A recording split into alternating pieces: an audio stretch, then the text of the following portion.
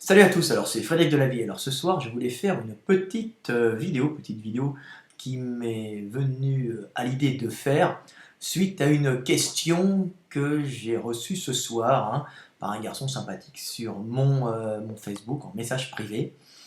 Et alors c'est une question qui est intéressante. Alors le titre de la vidéo, ça sera sûrement euh, pourquoi la bonne copine médit tout le temps sur le copain de son ami. Et puis c'est pareil pour les copains qui médisent en général sur votre copine.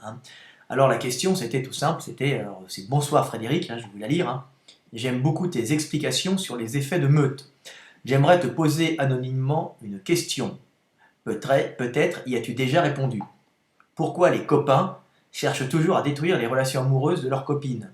Pourquoi elles sont plus attirées, en général c'est plutôt pourquoi les copines, il s'est trompé, par le fait de détruire le prétendant de leurs amis plutôt que de rester neutres ou être de bons conseils. Pourquoi elles ont tendance à foutre la merde? Pour faire simple, merci d'avance si tu réponds à cette question. Sinon, je te dis à bientôt et merci pour les vidéos. Alors vous avez compris, la question c'est pourquoi les copines, médisent tout le temps sur les copains de leurs amis. Puis en général, alors moi je l'ai vécu moi-même, je me souviens de Hayat, Hayat qui disait à ma copine, mais pourquoi tu restes avec lui? Il réussira jamais, il est gentil, mais c'est un loser. J'avais entendu ça derrière la porte, et je me suis dit, oh putain, les salopes de bonne copine. Alors la bonne copine, c'est une catastrophe. Alors, il faut pardonner, bien sûr, parce que ça, c'est inscrit en nous. La bonne copine n'est pas programmée pour dire du bien sur le prétendant de son ami, comme en général le copain n'est pas programmé pour dire du bien sur la copine de son pote. Il dira tout le temps, c'est une salope, elle te fait ça, regarde, elle se fout de ta gueule, regarde, et puis ça se trouve des cocules et que des conneries, tu vois, puis elle profite de toi, tu lui payes tout, c'est les trucs classiques du copain et de la copine. Le bon copain et la bonne copine disent toujours, pratiquement toujours, du mal sur les amis de leurs amis. Les amis en termes amis en tant que relation affective sexuelle. Donc alors je vais faire une petite réponse, parce que ça m'est venu à l'esprit, c'est une logique pure et dure, évolutionniste bien sûr, mais le fait de le savoir, le fait de connaître notre animalité, nous permet de la maîtriser et nous élève à un niveau spirituel bien plus haut, proche de Dieu, comme je le dis toujours. Alors, ma réponse c'était, tout simple, vous allez comprendre. Celui qui se reproduit transmet ses gènes et aide ses petits. Ses petits. Celle ou celui qui ne se reproduit pas ne pourra être utile qu'à ses amis. C'est une programmation pour optimiser la transmission de ses gènes et surtout ne pas écouter les conseils de la bonne copine. Ils ne sont pas dans votre intérêt le plus souvent. Alors vous avez compris, si vos amis ou vos copines vous disent du mal de votre ami ou de votre copine, c'est pour la bonne raison que ça peut des fois les desservir. Pourquoi? Parce que si vous avez plus tard des enfants, tout votre intérêt passera dans vos enfants, une partie de votre intérêt, vous les aiderez et vous pourrez moins aider vos copains. Et les copines pourront moins aider leurs copines. Le fait d'avoir une bonne copine célibataire, par exemple vous êtes une nana, vous avez une bonne copine célibataire, c'est un avantage énorme parce qu'elle peut venir garder vos enfants et vous rendre des services. Alors vous lui rendez un peu, mais elle, comme elle a besoin de relations sociales elle-même en cas de problème, mais elle va vous rendre service, mais sûrement plus que vous allez lui rendre service. Alors c'est inconsciemment inscrit en nous, mais c'est bien ça la cause de ce phénomène où les gens médisent sur la copine du copain ou sur le copain de la copine.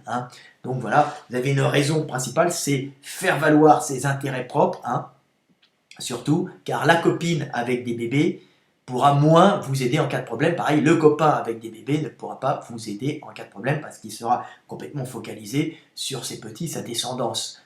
Donc c'est génétiquement inscrit en eux. Donc ça n'empêche pas qu'il y a la camaraderie, l'amitié, on a tout le temps besoin d'être dans un groupe parce que le groupe permet la survie de l'individu. Un individu dans un groupe, avec tous les problèmes qu'entraîne le groupe, est quand même est quand même garant de la survie de l'individu, même s'il y a des problèmes inhérents au fait d'avoir des groupes. Mais dans le groupe, il y a toujours des conflits d'intérêts, conflits énergétiques, conflits caloriques, comme je dis tout le temps. Pensez énergie et vous comprendrez le monde. Dieu est énergie, Dieu est esprit, mais Dieu est énergie aussi.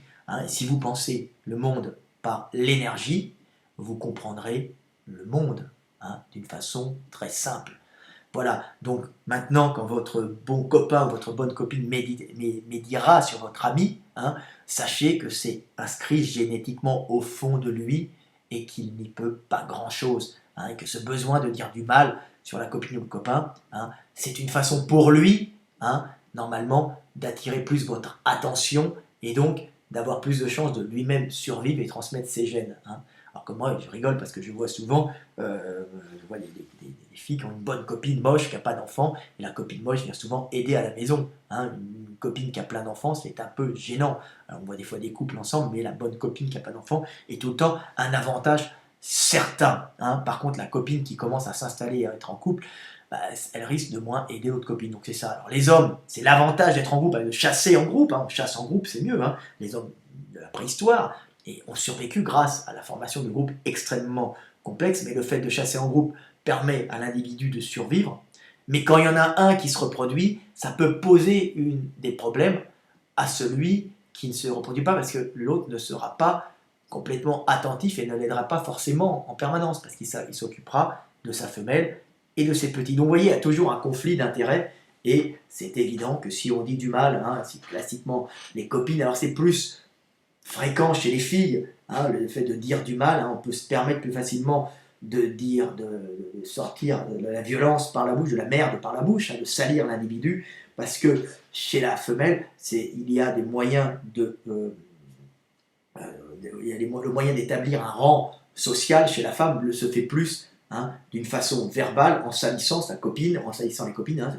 Celle qui est en haut, c'est celle qui salit tout le monde, et ainsi de suite, et celle qui est salie par tout le monde, c'est celle qui est au bas de l'échelle, alors que les hommes, il y a beaucoup moins de blabla négatif, car l'homme a tendance à être violent, et que l'homme connaît la violence et doit éviter au maximum la violence, parce que la violence est dangereuse, peut entraîner la blessure ou la mort d'un individu, alors en général la blessure. Donc c'est pour ça que les hommes médisent moins entre eux, parce qu'ils connaissent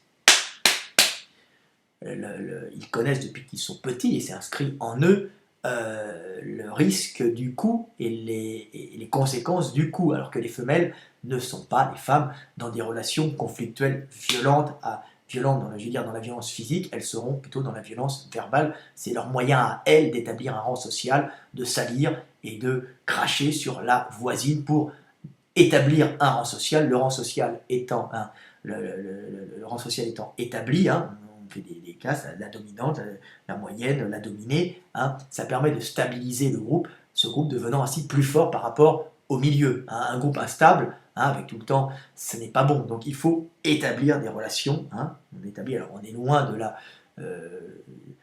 République des égaux, où tout le monde peut dire, à chacun parle et discute. Non, on est encore très animal.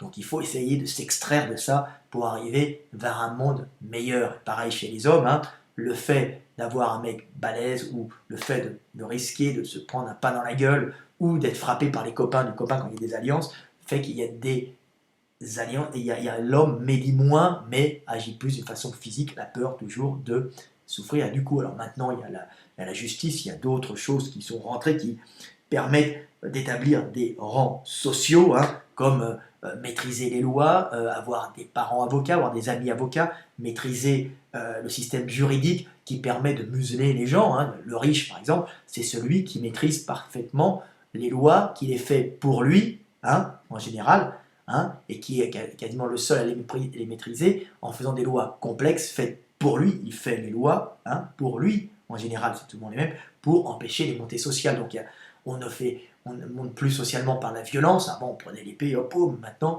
il y a des lois, et c'est la loi qui permet de bloquer tout ça, et ça permet d'éviter les conflits physiques dangereux pour la société. Mais bien sûr, c'est utilisé souvent d'une façon négative par certains groupes. On n'est pas dans une méritocratie où le plus doué monte. Malheureusement, c'est ce qu'on devrait atteindre. On y arrivera quand je serai au pouvoir, mais il faut encore un peu de temps. Donc voilà, c'était Fred de Delavier, au pouvoir, même si moi je n'y suis pas, mes idées y seront. Donc c'est pareil, seul compte ce que nous transmettons, nous disparaissons. Mais le message important de paix, le message de connaissance de soi que j'apporte, lui, perdurera pour l'éternité dans les gens qui l'ont écouté, qui le transmettront. Donc je suis déjà au pouvoir.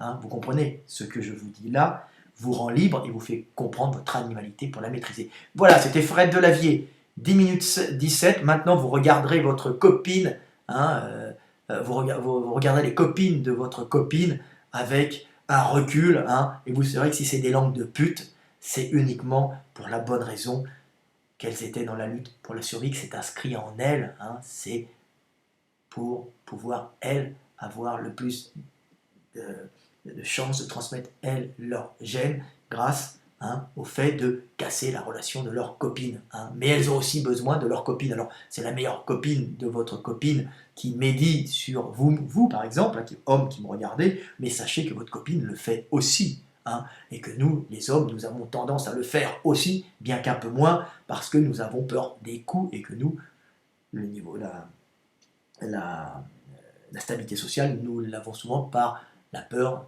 de la confrontation physique ou maintenant remplacée par la confrontation juridique. Hein. C'est maîtresse, il m'a fait ça, et je vais me plaindre au juge, je vais porter plainte.